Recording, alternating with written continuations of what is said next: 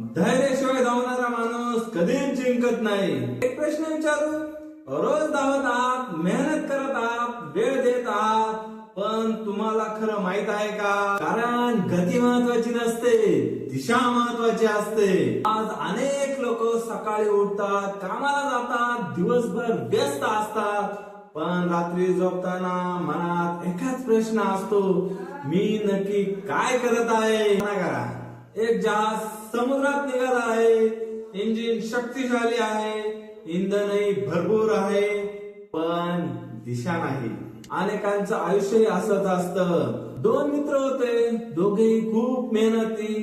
पहिला म्हणाला, जे मिळेल ते करतो, पुढे बघू. दुसरा म्हणाला, मला माझं स्वतःच काहीतरी उभं करायचं आहे. पहिल्याने प्रत्येक महिन्याला वेगवेगळे प्रयोग करून वेगवेगळ्या धंद्यांमध्ये प्रयत्न केला, पण कधीही यशस्वी नाही झाला. एक काम, कधी दुसरं, कधी तिसरं, असे पाहून तो रोज वेगवेगळे काम बदलत होता. त्याने मात्र धैर्य निवडलं होतं. त्याने रोज थोडं शिकायला सुरुवात केली होती. सुरुवातीला त्याच्याकडे पैसे नव्हते, लोकांनी त्याची थट्टा केली, त्याला अपयश आलं. प्रत्येक दिवस त्याला त्याच्या ध्येयाच्या एक पाऊल जवळ घेऊन जात होता. काही वर्षांनी पहिला मित्र अजूनही विचारत होता, आता पुढे काय करू?